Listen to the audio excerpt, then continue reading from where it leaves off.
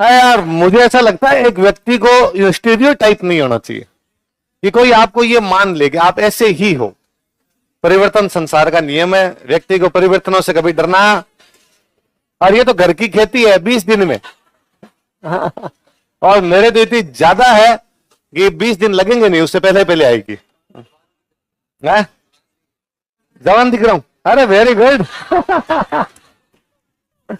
ये कल इन्होंने कहा नहीं था मुझे, ये बात करनी थी। भगवान कृष्ण के पापा का नाम क्या था? वासुदेव। मम्मी का नाम क्या था? देवकी। और देवकी के भाई थे, उनका नाम था कंस। और कंस को यह श्राप था कि देवकी की 8वीं संतान तुम्हें मार देगी। कौन सी 8वीं संतान तुम्हें मार? उसने कहा मैं एक को जिंदा ही नहीं रहने दूंगा। मरेगी कब? उसने अपनी बहन के घर के बाहर सेना बिठा दी कि जब भी इनके बच्चा हो मुझे बता देना आके। पता चला देवकी की बेटी भी। कंस गया, उसने उस बच्ची को हाथ में लिया, जमीन पे पटक के मारी। ऐसे उसने 6 बच्चियां मारी।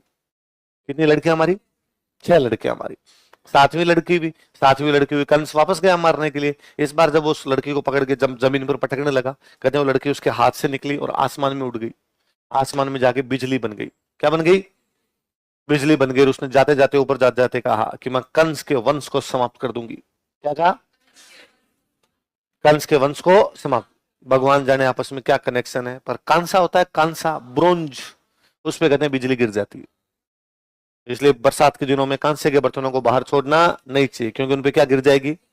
मुझे याद है हम छोटे छोटे थे, बिजली चमक रही, घर में 1-2 कांसे के बर्तन होते हैं, कोई बाट का परात थाली एक आधा मिल जाता है। 1-2 जो बर्तन थे, मम्मी हमें कहती फटाफट कांसे वाले अंदर छोड़ के।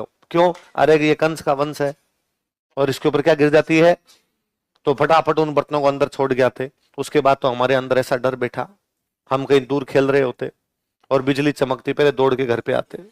मैं क्या पता मम्मी भूल जाए और कंस का वंश बाहर पड़ा